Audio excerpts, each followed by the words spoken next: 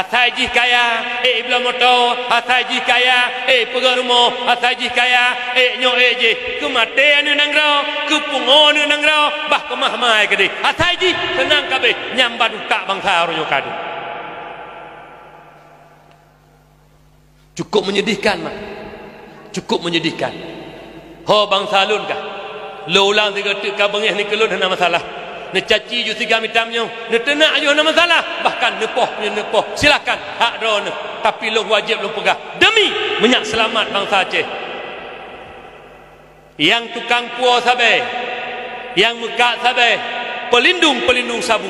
Apakah dia tentara, apakah dia polisi yang membiarkan berkeliaran sabu-sabu? Asai jopeng 100 juta, 200 juta, hana drop. Jopeng sama miliar, hana drop. Hana jopeng baru drop. Nyet termasuk pelindung.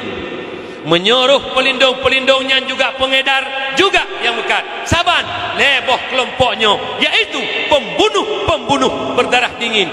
Ubena bangsa hancur gara-gara awaknya. Ilong hai aku fikir sebab tu dalam penjara pegak rumah tu. Hai aku fikir. Hidup dalam penjara, pegak rumah beraya ji dalam penjara. Hidup hai aku fikirnya, putra penjaranya home. Dalam penjara hidup abu. Rumah beraya pegat. Tanah belang iblau. Hidup tu kau berdua dalam penjara. Nya nikah yang hai aku fikir. Hai ke.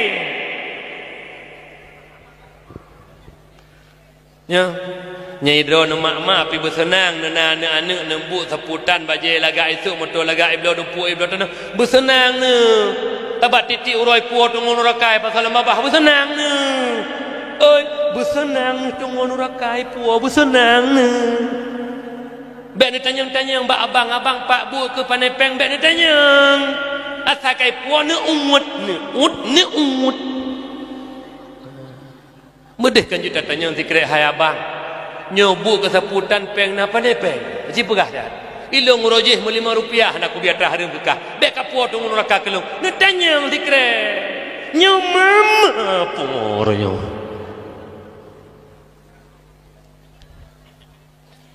nan dupu mak menyonete ayah lud neduk betrip 5 minit mentang nerenungkan ne pekosong pikiran holain sehat nenging anak bangsa ne sehat lun pernah mak metuah nyokol lun perah bak don imata buaya ya halun lun nyo sigaga musemike dengku lun anak Aceh dengku sabar lagi don si saban lahir bak mak di mandum yang rahim Islam balahir bak mak tekon kai Islam mandum tu lun kadang-kadang hotel lenduk mak temo lun yang cuma menaumi ya Allah ya Rabbi uronyo generasi kamu ya Allah yang anak-anak kamunya pemegang estafet agama bangsa dan nanggro Aceh kuku ya Allah uronyo ya Allah gara-gara tabe anak kamu mai hai turile ya Allah ma yang pelahir hai turile ya Allah paki Aceh 20 ton kuku paki bangsa paki nanggro pagi dengkum tua agama dia Aceh menyuruhnya anak retak SMP SMA yang kenang sabe urusi hai tu rile dengkum lo pegahnya mak kan kugura-gura mak daerah kamu nak pernah kejadian mak metuah di kecamatan Kuala Sidi